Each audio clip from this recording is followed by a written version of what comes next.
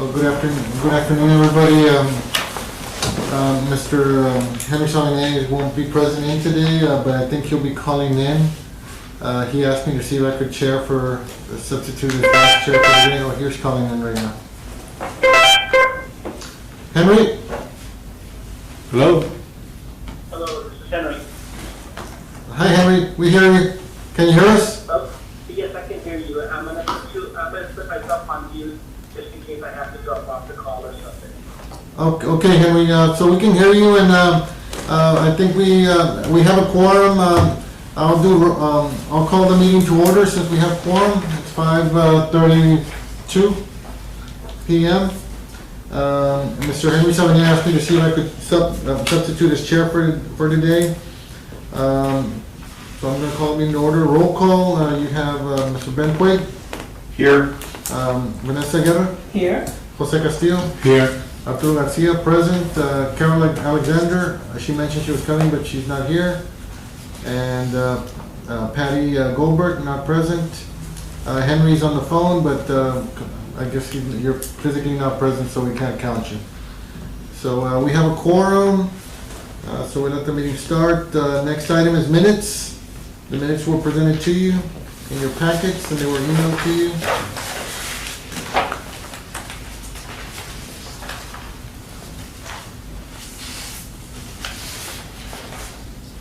Henry, do you have any issue with the minutes, Henry?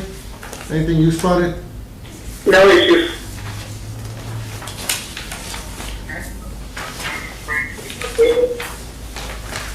I'd like to make a motion to approve the minutes. There's a motion on the floor to approve the minutes. Is there a second? Second.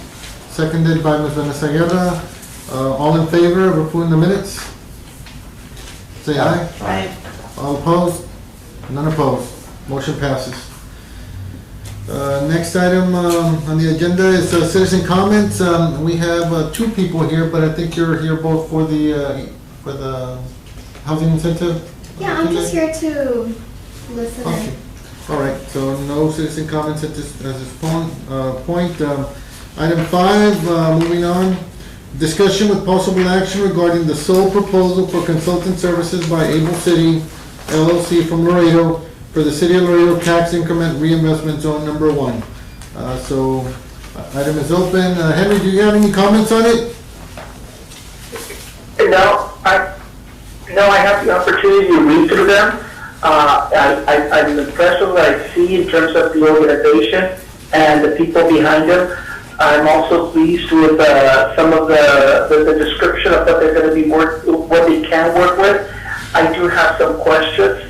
But I don't have my notes in front of me, but my questions are more related to more specific on timelines and a potential cost to this. The discussion we were having, Henry, just to keep you involved, and I guess once you come back for the next meeting, or if you want to call a special meeting to further discuss this, the proposal that they're submitting is requesting for review and updating of the TERS plan and realignment of workshops and also developing draft projects. I don't think that's what we requested on it, so I don't know what the rest of the board thinks. I mean, we were just looking for a project manager to implement the plan. Or do you want us to consider updating like they're asking to do? How do you say that it's not what we requested? Because we were, my understanding was that we got the project finance and project plan, and basically we were just looking for a project coordinator to go ahead and start moving everything together, and then request the RFQ for the design of the project and everything. Unless I'm thinking wrong, I'm asking for discussion here. You're reviewing, I guess, one of the bullets on the proposal? Yes. And that's the developed draft of implementation plan of first projects, or what specifically? Yes, like you say, review and update TERS plan. What page is it? It's under Okay. consultant proposed project schedule. Right. So they're saying that they want to update the TERS plan and the Vivo Laredo plan alignment workshop with board, develop draft, and I'm not saying it's not right or wrong, I'm just asking is that where we want to go with it? I thought we already had a plan. I think it's just the wording of it. I think it's probably more to, when I read it as they're gonna review the plan we already have and implement it. Let the record show that Carol Alexander is here. I apologize. Henry's on the phone. Hi, Henry. Hello. So what are your thoughts, Henry? But like I said, I thought it was hitting it on the mark in terms of what we described we wanted. That's why I wanted to hear why you're thinking it doesn't hit the mark. I'm just thinking dollar wise. I mean, I don't want some. Well, from my point, we already have a plan in place. We just need to implement, and I just don't want to be spending dollars on planning again. When I think our initial intent is to get the project moving and get it coordinated, not planned out or re-updated. You know what I mean? But if that's where the board wants to move, I mean, we just need to discuss it. I think a little bit further. So, quick question. So, what project would they be moving on? The project finance plan, the section on Zaragoza. Okay. Yeah, and that actually seems that they would be ready to take that on if that were needed. But I'll let the other board members that are there comment. I don't want to. Yes, sir. Anybody else got some comments? Carol? Well, the second part to your question was cost, and Henry brought that up too. What is the cost? I guess we could look at it too in a piecemeal when we, if the board approves going into negotiations with this consultant, maybe we could ask them for the cost and then the board can consider it. I guess, Henry, is that more reasonable, I guess? Is he there? Unless he's not on mute and he forgot he's on mute. Henry, are you on mute?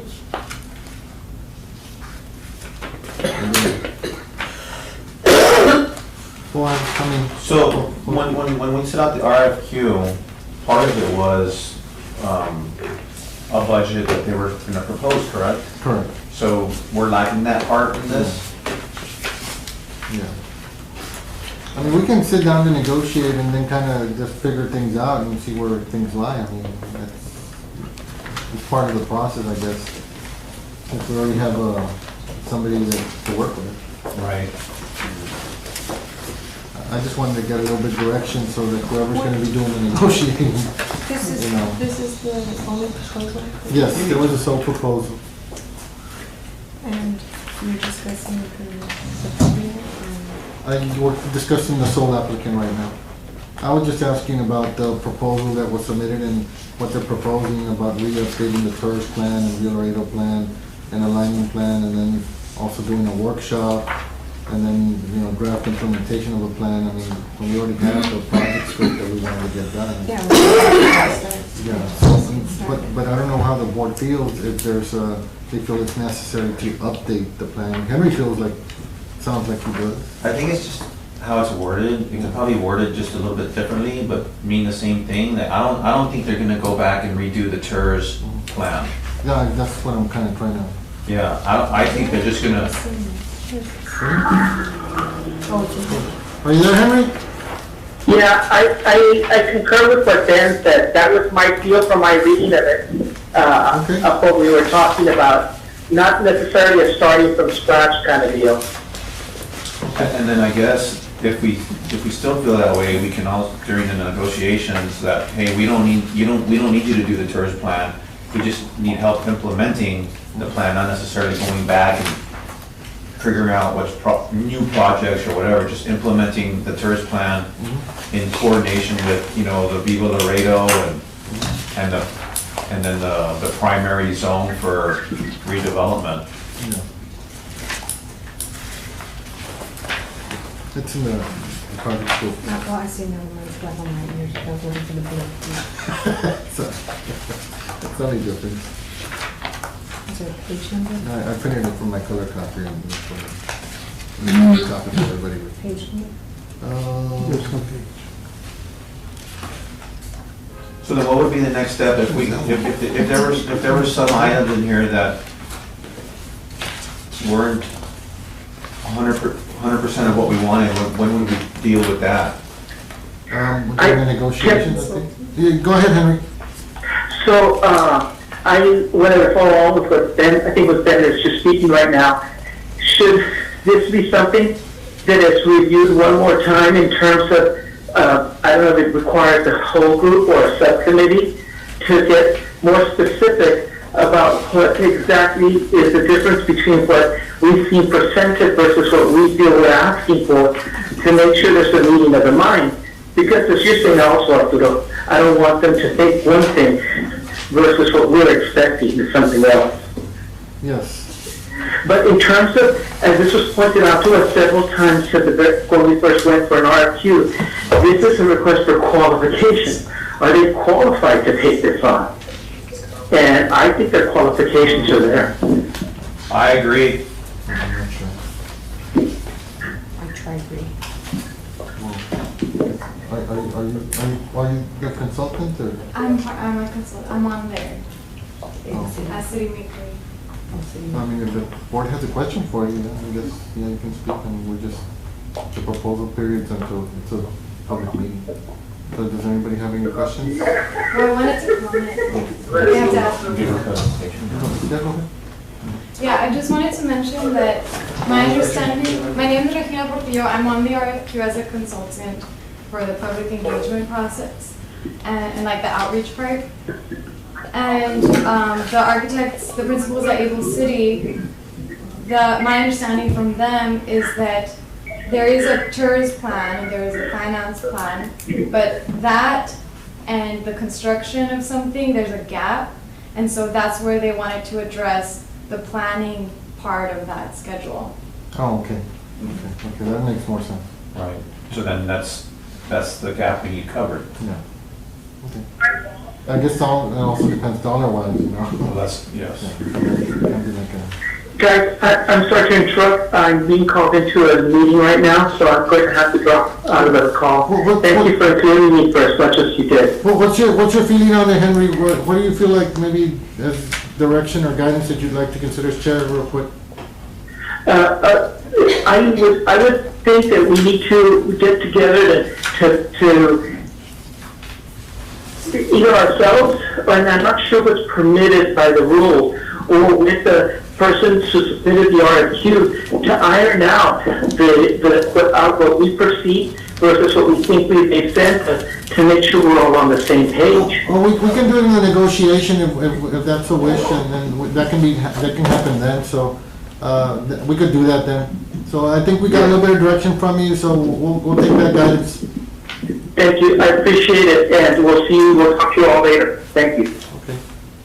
Well, guys, if anybody have any questions, Carol? You're good. Maybe Regina can answer a few questions. Well, I haven't even seen this yet. You haven't seen it? Oh, okay. I thought we got emailed it to everybody. Sorry. Oh, maybe I haven't seen it. You can take this one. I don't know why maybe the back side of it didn't come out. I think it's in there. That's why you probably can. Is it? I think the next thing would be is if we were gonna do, block by block or however we're trying to determine costs, would be the fees for, say, doing one area, or how much it would be to, at least so we know what we're getting into. You know, I've been walking downtown lately, and just yesterday I left this room and we're gonna walk to 8th Street, and there's just, well, I almost fell in a hole, right? So take a picture of that. But 3 people walking along the sidewalk, maybe we just need those generalities, right? I don't know if they're called ordinances or what, the design plan. We need that maybe to start with. Maybe that's what's in here, so that clearly the sidewalk needs to be larger because there's some new parking meters that are right, they put them back in the sidewalk. I'm sure it's because of the cement or whatever they're doing with the cement. But what it does is it inhibits walking in the sidewalk. So walkability is definitely impeded. So just those simple kind of general ideas about what walkability means, and if that's what we're talking about, whatever this. Well, this is talking about implementing the TERS plan, which, you know, kind of a block by block, doing sidewalks, paving, streets, lights, kind of doing it in chunks, and not necessarily a master sidewalk plan with what is the highest priority for sidewalks. I mean, that could be added, but I don't think that was considered as far as, just, overall. Yeah, I think you can look at it two ways. One is if that's what we feel we want to task the construction coordinator or consultant to do, we could do, or we can task the consultant to put out an RFQ, and when we do the design part of it, you can task that as, because remember we're talking about the color of bricks, we're kind of, matching things, so that way there's like one, I think, solid singular type of. I think that if we identified as a TERS board the sidewalks that are, that are high priority, they could be done through other mechanisms other than the TERS. But I think what Carol is saying is like the guidelines for like the design, like, you know how we had all the different types of brick pavers? Am I correct in what you're saying? Right, so that every street, every block, if we did it block by block, right? Every block is in a new report, right? We already have whatever the template, I guess, Right. is what we're talking about. Don't stick poles right in the middle of sidewalks, because that impedes wheelchairs, strollers, suitcases, groups of people. Don't do that, right? And so that doesn't have to be every time. That could be, let's try not to stick things in the middle of sidewalks. Generalities like that. Right. And brick colors, and so that we have uniformity of design.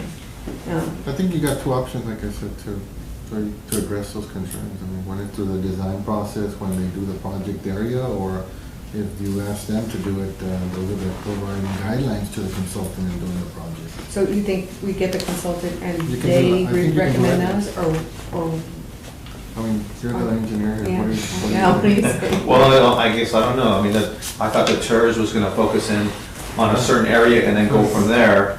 And if we're already jumping to the outskirts to fix sidewalks that aren't in the primary area, then it's kind of, No, I'm talking about the primary area. Oh, okay. The primary sidewalk, I mean, Zaragoza. That would be part of the design. Yeah, entonces. I mean, Right. That would be like, part of the design. even if we just chose Zaragoza, Flores, San Agustin, Grant, those, hadn't we already decided that it was gonna be Zaragoza to San Agustin and was it San Agustin or Flores? Well, I don't think It's we in the decided- project implement We plan. didn't Yeah. decide that one yet, but okay, so we could get, just walking down Zaragoza, you see the challenges. Right. And the challenges there,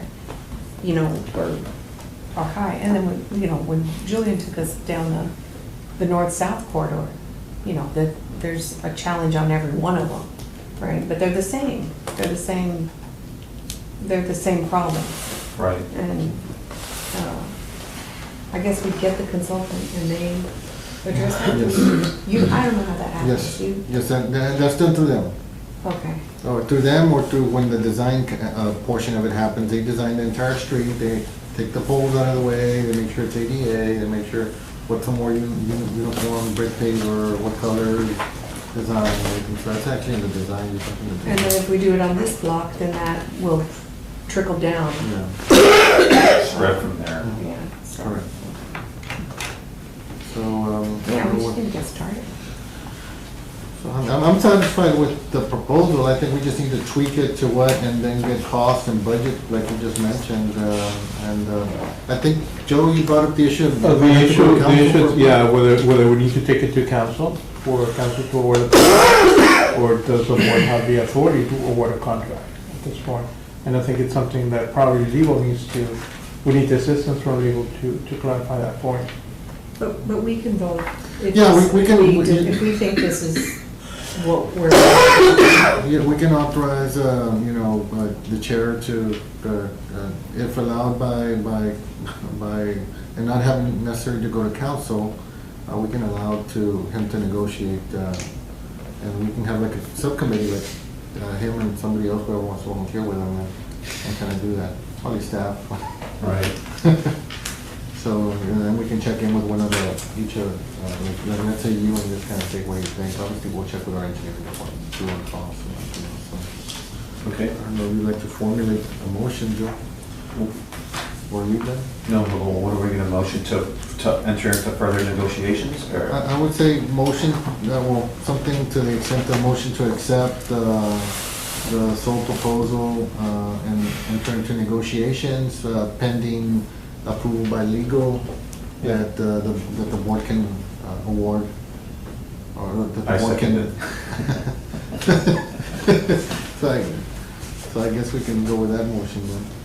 Yeah, I mean, you already did the motion. Huh? Sorry.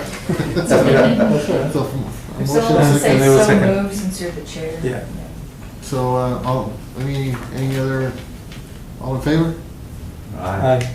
All opposed? Okay, motion passes.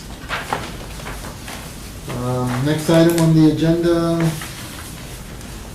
we have discussion of possible action on proposed inner-city housing incentive policy being drafted by the Economic Development Advisory Committee regarding adding incentives using TERS funds to develop housing in downtown. So we have some members here. I don't know if anybody wants to chime in. You have Mr. Julian Renowski, and also from the EDAC, I'm sorry, I forgot your name. Joe Maldonado. Mr. Maldonado, here present. Anybody else from the EDAC? No? I'd like to also introduce Mr. Jose Zavallos, our chairman for the Housing Authority.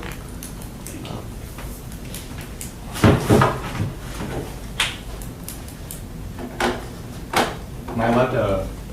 If you'll just minimize it. Yeah, and you can open new tabs, of course. Keyboard. It's right here. Oh. Do you want me to switch places? No, let me just try to get it on first. If anybody from the public that's here that wants to mention a comment, you can chime in anytime, just let me know, and so that we can discuss.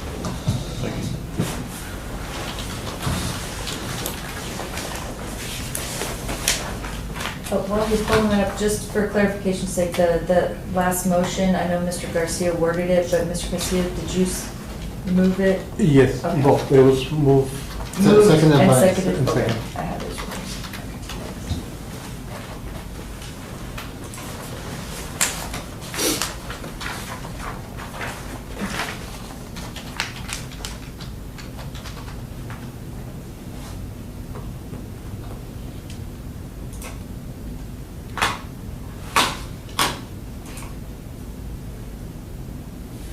So what we do is we accepted this proposal. To enter into negotiation. And Julian, if you're more comfortable and you want to move the Yes, it'll be keyboard here. around, you can.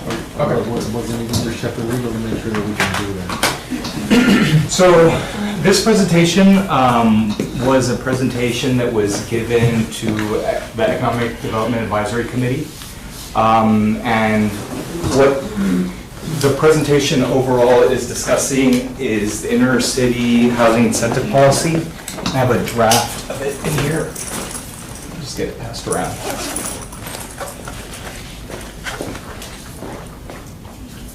You can just pass it.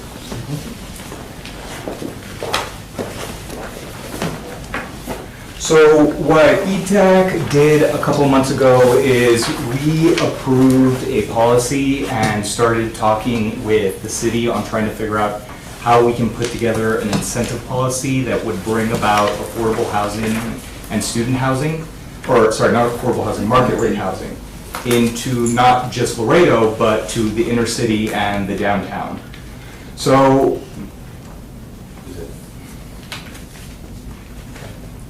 click. Okay. So this is straight out of the comp plan, and this was a question that was asked, what do you consider to be the biggest opportunities for housing in Laredo? The majority said mixed use, downtown redevelopment, and creating new communities with parks, public transport, and homes. The beauty of these top three responses is that at the end of the day, what this mainly refers to is the downtown. So there's a lot of interest in the redevelopment currently. what I would like to cover briefly is kind of just the overall environment in the country right now. One of the biggest demographics or the biggest growing demographics, and now officially the biggest demographic in the United States is millennials. Those right now are between, I guess, 22 now, because this is about 2 years old, 22 to 37. It's also one of the biggest economic drivers of the United States, and that's nationally, and when you look at the median age of our city, which is 28, also our city. So, and this is going to be a continuing trend for up to 2025. It's going to be the main driving force. These are the individuals that we're not only trying to attract to the city, but keep in the city.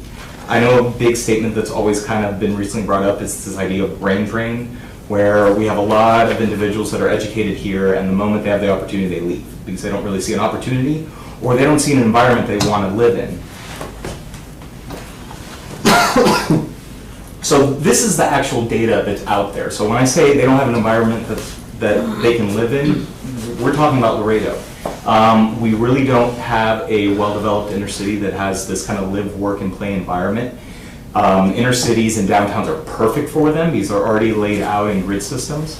But as you can see, when it comes to the national trend, 67% of millennials live in urban areas. Only 22% live in suburban and 11% in rural. And when you look at the data over time, this is the most interesting factor. So this is 2000 to 2010, and I was looking for the recent study and it hasn't been updated yet. But if you look at between 0 miles and 10 miles, which is all considered the inner city, there's a negative growth between 3 and 10 miles and a complete positive growth throughout the board, with the exception of the 0 to 1 miles of the inner core. But what's really interesting is, so downtown redevelopment nationally has really popped in the 2000s. The only reason, from what I was able to extrapolate from some of the data on the 0 to 1 miles, is the cost of living, because everyone kind of wants to live in downtowns at this point, so that 1 mile radius has become the most expensive. But the affordable housing from 1 to 10 miles has completely skyrocketed. Everyone is trying to move into these areas. They really don't want to live in these suburban environments anymore. So that's why you're seeing this not only negative growth that was happening in 2000, but the positive growth that's happening currently. So this is an example of the biggest percentage of millennials in cities. And when you look at the zip codes, these are all downtowns or some near downtown. I checked the actual mileage, that was 7 miles away from the downtown. So when you look at this group of individuals, that's what they're looking for. That's the type of product they're looking for. They're looking to live in a live, work, and play environment. So what we're trying to really target here is affordable quality housing and student housing. I've had multiple discussions with individuals from LC. Been a part of so many meetings where they're trying to figure out housing, and what they're really kind of intrigued on at this point is, instead of going the traditional route of doing housing on campus, they actually have this major benefit, and UT's benefited off of it, for a long time now. But they're located near a downtown, so I think there's this major opportunity to not only just target affordable housing, but to target for the downtown and have the individuals here, and you can work with rapid transit on getting those students from the downtown to school really easily. So what I want to briefly talk about right now is this concept of smart growth. All cities have realized at this point, or at least all the large ones have realized, that the redevelopment of their inner city is very important. The redevelopment of the downtown is very important, especially to this TERS board, because the overarching goal of this board that I've been able to read from the documents is to basically bring back the downtown, and with that also brings the increment, because as the downtown comes back, there's more funds that are put into the TERS fund, which can in turn develop more projects and continue that growth. So this is a there's going to be a small video that I would like to show you guys from Joe Manicosi, which is really interesting because he talks about the importance, not just for the health of the city, but the fact that it's a no-brainer to really redevelop these downtowns. Oh, there's no volume, is there? Is there a way to raise the volume? Yeah. Yeah. It's, you can hear it a little bit, you can raise it. Sure. That's as high as it'll go. Oh. Show it on the PC itself. So Yeah, bottom show it on right. the PC, The icon. Bottom right. Here? Oh. Okay. Try on the TV remote. Do we have it here? Try using the magic words. Please? Okay. If you hit play, we'll. What we consistently find is that municipalities and their counties perform better when they invest their dollars in walkable mixed-use development patterns instead of other forms of development like sprawl. Think of a company that consumes raw materials, adds some labor and know-how, and creates a product. This company will need to know the cost of their materials, their labor, revenue, and the ultimate market value of the product in order to see whether they will be successful or not. Cities are actually quite similar. Their raw material is a finite resource, the land within their borders, and their product is their tax base, which is what they need to survive and prosper. We have looked at cities all over the country, and when you do the math, it's easy to see that dense downtown development returns greater investment to the community than putting tax dollars towards sprawl. Let's look at some examples. My house sits on a 1/10 of an acre lot. Our municipal property taxes are about $1,100 a year, or about $11,000 an acre. This big box retailer sits on a 34-acre lot. Its total property taxes are a whopping $221,000 a year, which equates to about $6,500 an acre net to the city. Taking the city's portion of property taxes and adding the estimated retail taxes, it equals $54,000 in total tax production per acre. That seems like a lot until you compare it to a building downtown. This boarded-up department store was converted into a mixed-use building site that includes retail, office, and residential space. So where does this mixed-use building come in?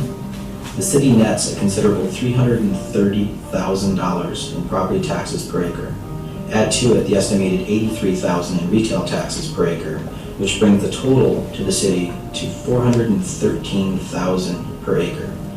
That's more than 7.5 times the productivity of the big box site. Even looking at jobs, the big box store produces about 6 jobs per acre, while our mixed-use building comes in at 74 jobs per acre. And let's not forget, the downtown building also contains 90 residential units per acre. Those residents are working and shopping and creating additional economic activity. The big box store has 0 residential units. But remember, most companies need to count more than raw material costs. They also need to account for their labor, management, and know-how. This is the investment they make in turning raw materials into finished product. Cities are the same. In order to turn land into tax base, they have to add a special something called infrastructure.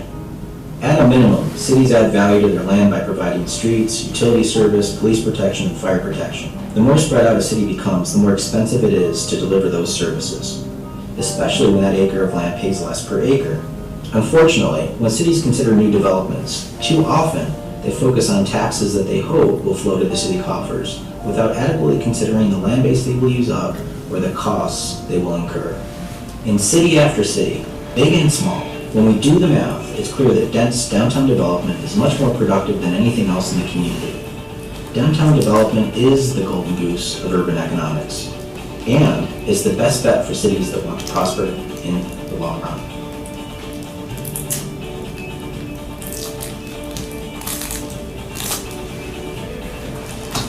So the whole point of this video and the discussion that we had at EDAP was the idea of how do we not just incentivize these housing units, but particularly smart growth. And so these are the examples of the costs. So there we go. This is the reason why downtown redevelopment is so important. The cost of the services provided to these areas is typically lower per acre compared to what you would see further outside of the city. And these are just examples, road costs compared for suburban versus urban.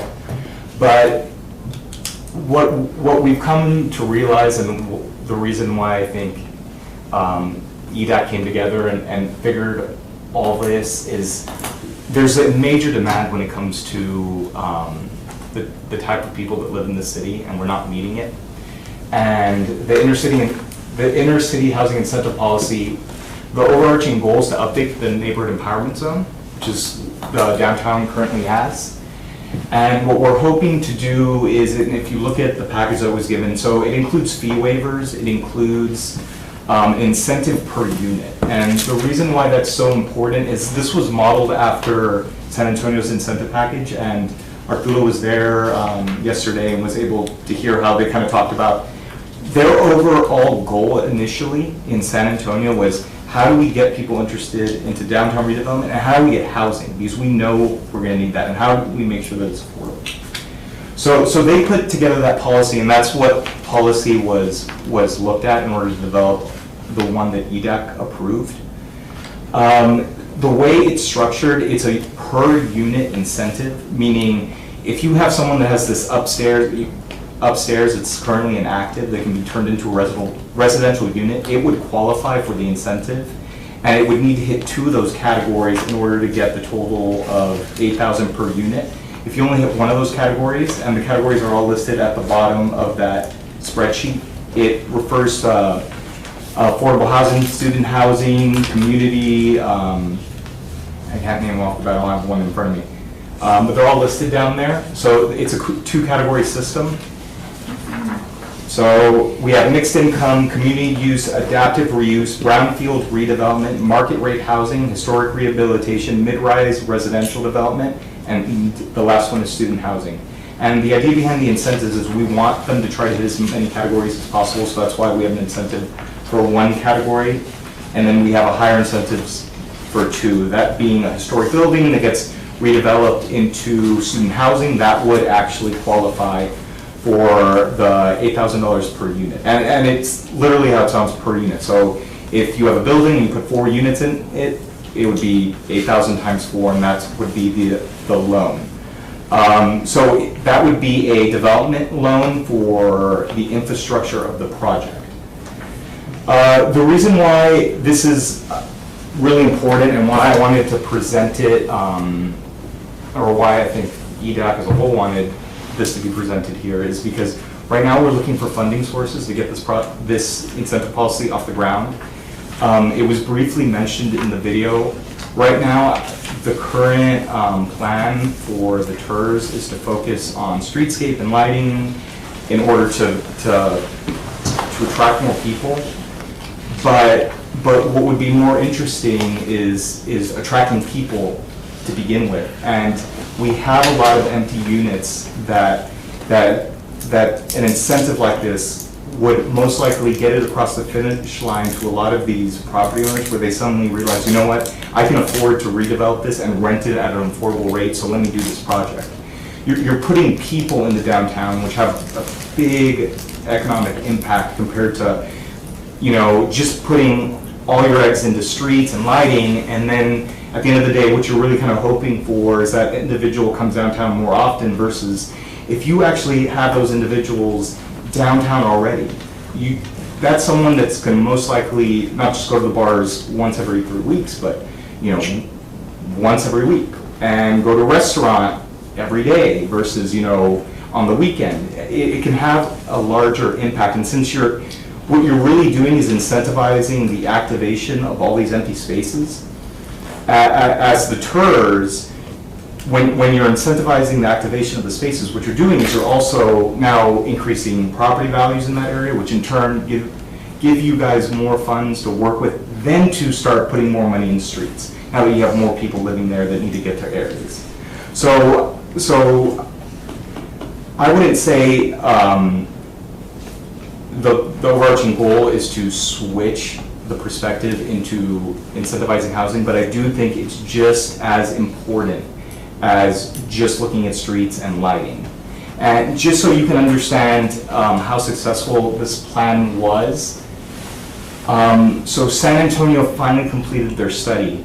They incentivized, oh, I'm sorry, Alec? Just really quickly on that point, Alec Martinez, Bicycle Pedestrian Coordinator for the City of Laredo. walkability is more of an emergent property. We have a lot of, to your point, sidewalks are definitely in disrepair in downtown, for sure. But if you look at, Plantation, those sidewalks are actually much nicer, but there's significantly less people walking. And so when we look at it, it's not necessarily the stock of those assets, but the character of the neighborhood that contributes more to walkability. And so Julian approached me about this. Obviously, one of the things I really love about the TERS is that money, and correct me if I'm wrong, is somehow earmarked for specifically infrastructure improvements in the right-of-way. But if it's... Right now it is. It is. But that's... But and if that does, I do, going against what I'm hired to advocate for, I do think that in the long run, this would lead to higher or increased revenues for you guys to then have more meaningful investments. Because right now, doing a block of sidewalk redesign is already, the $400,000, $500,000 of dollars. It's expensive business. And so, Julian kind of won me over on that. I just wanted to throw those 2 cents in there. Yeah, so I think what he's referring to when he refers to sidewalk, when you spend $1 on a sidewalk, you're putting every single dollar into activating that sidewalk, versus when you look at these buildings that currently don't have anyone living in it, they aren't having an economic impact. One, because it's in disrepair, and two, because you don't have an individual that's living there that then walks downstairs and shops and eats and utilizes these sidewalks. That dollar that you are spending to get that property up, you have to realize it's the increment, because you're just incentivizing a property owner with a, let's say, $8,000 for one unit, but they're not just investing that $8,000. To redo a unit, you're talking about somewhere around $40,000. So that you're having a major impact with that incentive.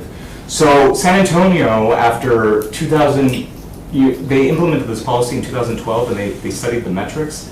So they basically gave out $102 million in tax fee waiver incentives.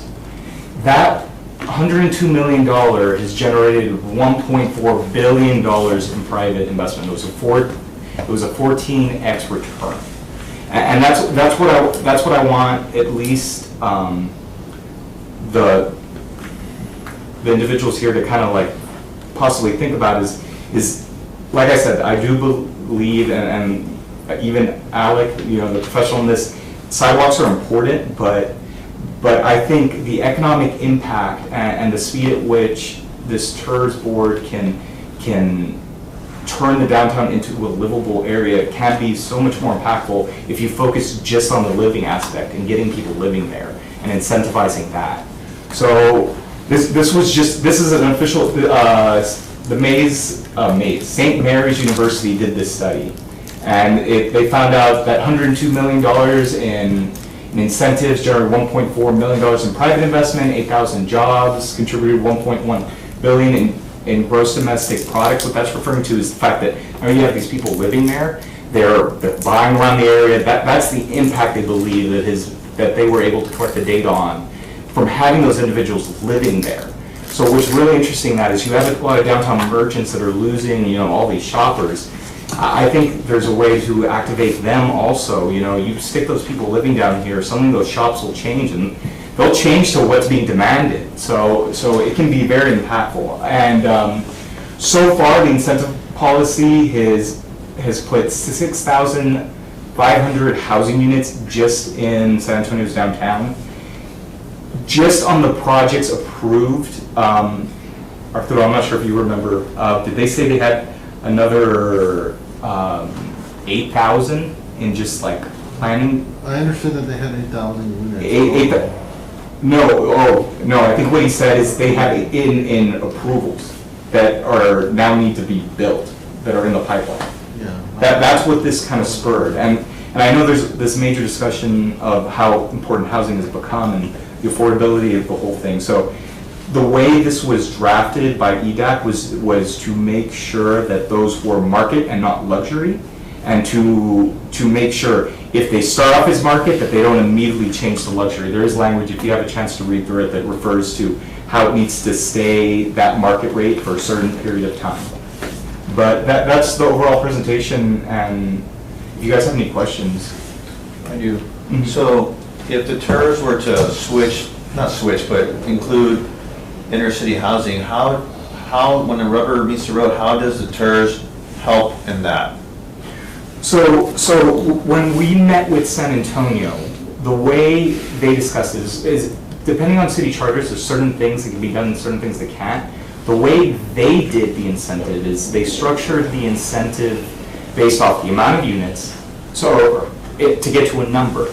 But then what they did is they then paid that out by either investing into, Arturo, it was the infrastructure, Yeah, there was, and then the TERS also would rebate the taxes. So let's say they're paying $8,000 in taxes a year, that would be the way, so let's say it's one unit and that one unit was gonna get $8,000. Once they proved they paid their taxes of $8,000, the next year, they would get that rebate. this is just an augment to, obviously the downtown's in the NEZ, so the tax incentive is already in place. And the fee waivers for the building permits and all that is also in place through the NEZ. So what we're talking about now is kind of like that additional money that, you know, a developer would want to look at to make it more feasible or more attractive to making the housing. So like Yulian said, it could be, and I think they were switching it, right, Joe, to more towards infrastructure development now. So the TERS would pay for upgrading the infrastructure to accommodate that It could be that, development? it could be that, if that's what we want to focus it at, or we want to, like a per unit, depending on what it is, if it's, then the density, you provide $10,000 per unit if they remain affordable and blah, blah, blah, so it could be to an amount not to exceed 250,000. I mean, we could frame it up however we want to do it. It's just, I think, I was sold yesterday on that, because San Antonio started really broad, and over the years, they're now successful to where they're now like, no, we're only looking at these types of projects. So now they're being picky, actually, because they've been so successful. So I think we're here at the broad picture, and I think we need to kind of still remain broad, but we just need to start focusing on actual people living downtown too. Yeah, And so, San Antonio, go. just real quick, Joe Maldonado, the EDAC committee member for this district, for Valley's district. So, Ben, my understanding is that what the TERS, I mean, I don't think there's any secret here, is that the ICHIP needs funding to do the rebates, to do the incentives, and that's where some of the TERS money would be used, is my understanding. So it's just, instead of, you know, using the money for actual infrastructure and roads and what you guys have earmarked for it now, it would be used as these rebate programs to fund the fee waivers, et cetera. Actually, that's already in place. Right. So no, we're talking about, the NEZ is already in place. No, I understand. Well, what I'm saying is, with Not the respect fee to- waivers, but I'm sorry. the incentive per unit. So That's the incentive thing per- that's missing. That's in this what, that's what's yeah. missing. So I apologize for the Yeah. oversight, No. but would be the funding to do that part of the inner city housing, is my understanding. And that's the 8,000 per unit, or that? That's what we That's- got approved, yes. That is currently, so it's 4,000, if you hit one of the categories that I listed below, that being, let's say you develop a new building, there's a lot somewhere empty in the downtown. And in San Antonio, it was the same thing, they kept it broad, it was either a redevelopment or a ground-up project, because they did have a lot of empty land, believe it or not, throughout their downtown. But let's say it's a new development, and they just want it to be mixed income, which means, I think, that would be market rate, and Arturo, correct me if I'm wrong, but like some Section 8? Would that be mixed income? They basically were looking at market rate. Well, initially when the program started, they started seeing that people were bringing, and now they were building these luxury units. So now they wanted to bring it down, like they're now targeting to where we want to make them more affordable. So they're now targeting their program towards, you know, making them affordable, and then with some mixed use with market, but they want to bring that workforce down and make it more affordable, not just luxury unit apartments downtown. I'd also like to make a comment on it. My name is Roger Garcia. I'm Vice President of Laredo Main Street and on the Economic Vitality, and also the Director of Marketing for Mile One. So from Mile One's perspective, I see entrepreneurs also developing some of these lots. We've spoken to the owners of Rialto. They're trying to invest in their units, so we really see this capital being available for these entrepreneurs or property owners maybe that are not in the millions of dollars of free capital to take the risk on downtown. This could be a huge incentive for them to actually invest in these units. So broadening from infrastructure, so that you avoid the tax rebate if they don't have that cash available to develop, and allowing for other uses of that capital. I think I would like to make sure, or to see if that could be possible for these entrepreneurs that are trying to develop these units. So what they're doing is they're offering that incentive, so they're offering like a dollar value to it. Well, so, But now they're switching it now towards infrastructure too, so it could be twofold or it could just be one. Obviously, Joe, we'd have to look at how much money we got in the kitty and how much money would be expected to come in, and then Joe being from finance. but you're saying if someone wants to develop just for around 100 housing units, the TERS would fund up to a certain amount of each unit? Is that what we're talking about? What you can basically put the language in there to say is, you know, upon, like, if the funds still exist. So let's say you start off with a budget of 80,000, right? And someone comes in. First come, first served? Yeah, that's what San Antonio does or did and does still to this day, is they say it's first come, first serve. You come in, you apply, it gets approved, you get your permits. Once you have all that in place, then you can get it. But they even say, we'll approve you, but let's say, you know, your project doesn't get off the ground till later, the funds may not be there. So it's really kind of, you have to start, you pretty much have to have everything into place. You're not giving money ahead of time and just let's see if they take off.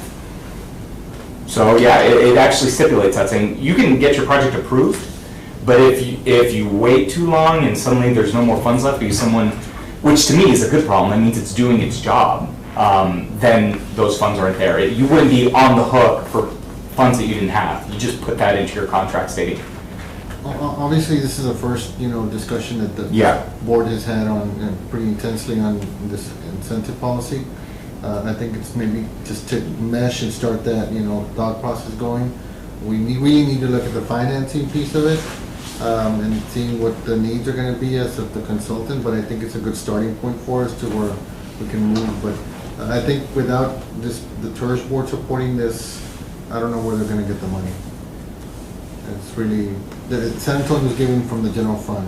And how much does San Antonio give, like, on an annual basis? I think what. From the general fund? 2 million, right? 2.5. 2.5 million a year? Yeah, general fund.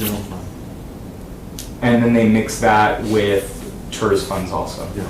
So their TERS they are overlapped in that. So I think in this example, just to get off the ground, to me, just getting, starting somewhere, to start with the fund would be interesting to get a project off the ground. And because I think the data has been proven out there, putting an individual versus a sidewalk, you're having, like, the economic impact is so much greater for a multitude of reasons. One being this TERS board is funded by property values going up.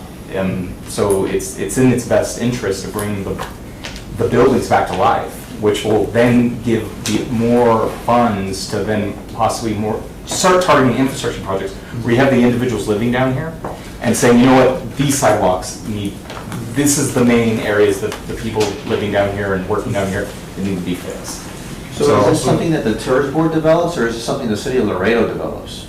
Well, there could be a combination. The EDAC is a committee of the city, and they're in conjunction bringing this idea that they want to propose. The city has not adopted it, so it's not a formal city policy. Okay. But they're looking for support, and they're looking for the financing piece of it. Where can they find it? And I think at this point, I think we would need to know where we would be considerate or be supportive of such an idea. We would just need to find out if the financing portion, how that would be played out. And obviously it would require us to change the project and finance plan. And I think they'd have to go to council and everything else. So it'd pretty be a lengthy process. But it just depends if the board wants to continue on with what's in place, or do you want to consider adding another element to it? Also I know Carol and I talked about leveraging I mentioned about leveraging with the bonds, right, the future cash flows. I don't know if that discussion's already been there, but those funds, if they're bonded, you'd have more capital, you'd accelerate the TERS project if you're able to use some of that capital. Future funds from the... And that's where the consultant can come into play. Right. Has the city ever been, I guess, has a developer ever come and tried to do something, but there weren't enough incentives, so? I don't think there's any incentive at all. Well, I mean, there's tax incentives. There was the NEZ, and it still exists, but the county recently pulled out. So you want to The make. county pulled out of the NEZ? They're no longer approving, so the little incentive that there was, there's less now. I've done some financial modeling on some of the projects. Obviously, yeah, you can do a luxury apartment downtown and charge, and you can make a really cool building, but it's not gonna be affordable. And I think the goal of the EDAC was to actually focus on the affordability factor, and especially the student housing, which in turn, that's affordability. And the So- student housing portion of it, since our area also includes LCC, that can potentially bring them on board if we get a student housing project. And that'll increase obviously our proceeds coming in. I have a question. What, I was about to say, what questions do I have? Did you say that the county has pulled out of the? Yes. NEZ? And Well, so, they pulled out like all tax abatements. Yeah. No, they're not participating, it's just the city. oh, okay. So, so the big question at the beginning of your presentation, which was very nice, you said that other cities have really focused on the redevelopment of downtown based on math, which Joe Matakazi shows with his little video, right? It's math. So if it's good for the general fund to redevelop downtown, how come we can't seem to get that message out there? This was approved by EDAC 2 months ago. Probably. So we're at the starting line. I think that's the whole point of this discussion. If I can interject real Yeah. quick. I know I wasn't really too sold at the start. I was like, oh yeah, come on, where are we getting all this money from? But then we just had this meeting yesterday in San Antonio, and you just see, from what I got from my take of it was, oh my God, they were just like, probably like us, like 15 years ago. And now they're like, you know what, we're picking now. Right. Yeah, they actually said that. They said our goal was just to. So, yeah, go ahead, Joe. Yeah, I was just gonna say that, there's two things that are gonna be important. One is to receive the endorsement of this group in support, maybe not specifying amounts yet, although we'd love for that to adopt now, but, so that's gonna be important because this is gonna be wide-reaching, right? So we're talking about downtown, but the inner city goes beyond downtown. The second aspect of this to maybe consider today, assigning a couple of folks that can work with EDAC, with the inner city housing folks, to team up and put together something that works broadly and can be presented to council.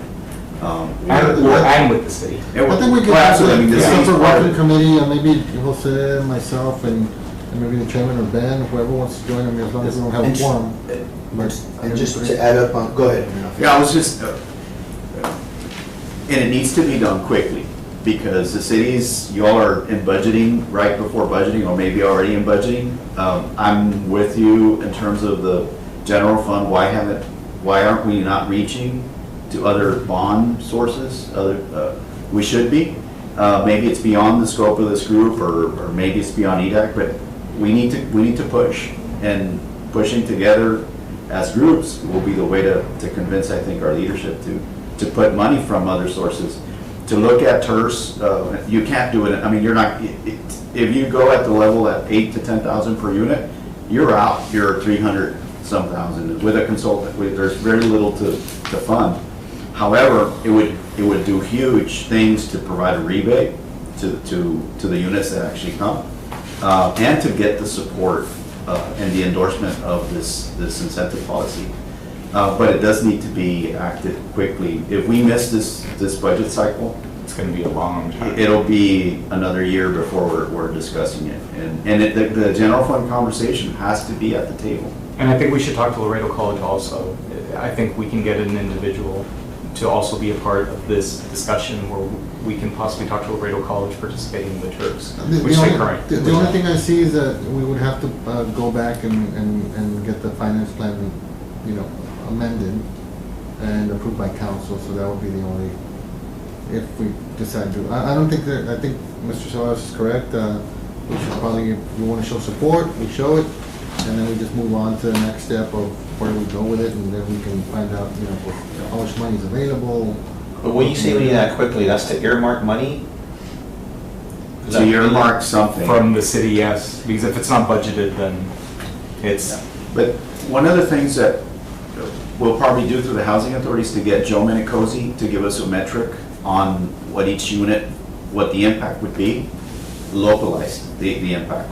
So we're hoping to get that started soon, maybe within 45 days, look at something real tangible with a project downtown about what would it be to support 30 units this next year to the TERS, right?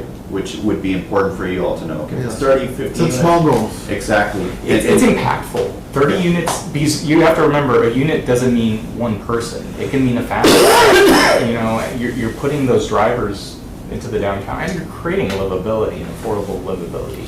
You know, a live, work, play environment. That's what people in Laredo want. Are you trying to focus for student housing or affordable housing? Both. Well, not, there's. Well, market rate, not Yeah, not affordable. affordable housing. Yeah, I'm sorry, Affordable. it's Just, market I mean, rate. affordable Yeah. housing, but not affordable housing. Not Section 8. Affordable to Not rent, Section but 8. not necessarily low income. Not low income, not section, just market rate housing, non-limited. The city's got that market. We're working on it with the city Yeah. housing authority. Yeah, we have so many We got the low-income low units downtown, we really should. We need to focus change- on market. Mixed income is always best. So I think that's why it's all about market rate The housing. only thing to temper is the lesson that San Antonio lived, right, because this will go before the public at some point, the general public beyond this group, is they entered a moratorium because they hadn't sized their affordable housing piece. So they got pushback from the public, from residents, and then they had to enter a moratorium for about a year or something. And then they carved out 20% of the units needed to be affordable. And actually, the affordability is not the low, very low income, it's at the top tier of affordable Like a middle housing. income or. Yeah, low income, so just to keep low that in income. mind, right, so not to completely leave aside a portion of affordable housing. So what I've given all you right now, this was to just start. This can be changed and it can be adapted. So I think what we're all trying to get to at this point is maybe the TERS board can create a subcommittee to start the discussions with the Housing Authority, with EDAC, with the city, and so we can have so we can just start. Because I know that there's a lot of individuals that are literally willing and ready that would love to take this project on.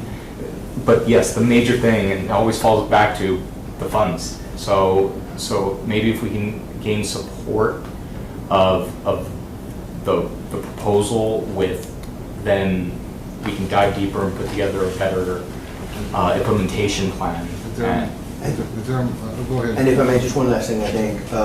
Thank you all for having us. But I'm sure you know that in some of our recent history, it's been a challenge to get many groups together, and we're moving in 5, 6 different directions. So it's great that we have the private sector, TERS board, and EDAC here, because a project like this is successful if we have everyone involved. And so the more people involved, the better. I'd be happy to answer any questions or direct you to Julian, because he's the expert. But certainly I think it's... So at this point, Yeah. does the board feel like they want to do a motion, Ben, Carol? A motion to support, Okay. to support ICHIP, is that what we're talking about? Yeah. or- And J-chip with, and look at the possibilities maybe of what. Okay, I'd like to make a motion to support the inner-city housing incentive policy by the TERS board and possible future projects. Okay, there's a motion on the floor, any second?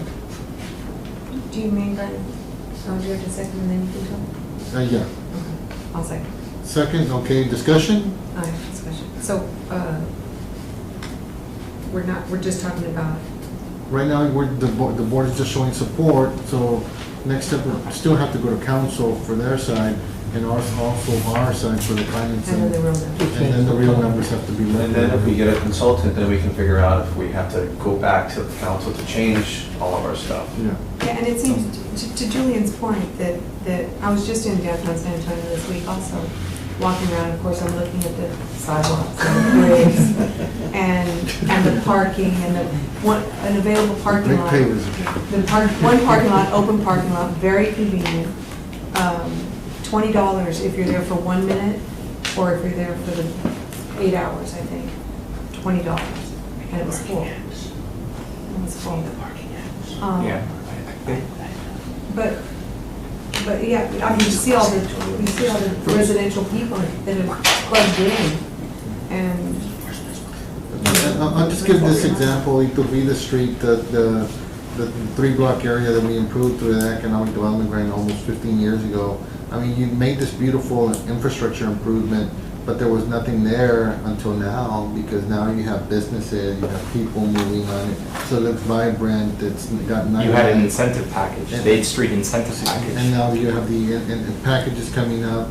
So with us ourselves, by just focusing on the infrastructure, I don't think that's just a one-target solution. I think we need to also look at the people and who's gonna use it, So I think it's a good, something to support and look at in more detail. Can I make a comment? Yes, ma'am. So I'm the executive director for Laredo Main Street, Priscilla Iglesias, for those of you that don't know me.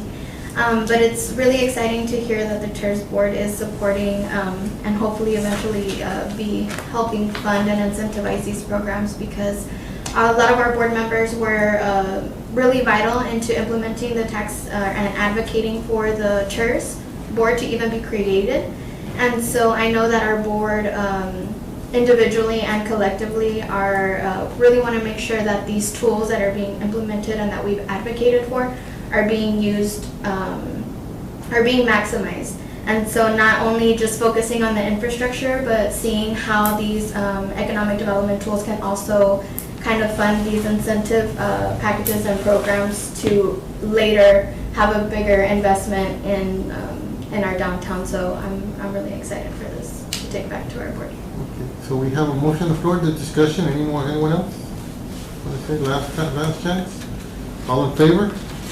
Aye. Aye. All opposed? Motion passes. Thank you, everybody. Thank you. Motion to adjourn? No, motion to adjourn? Vanessa, second. Second by Joe. Motion to approve? Thanks, I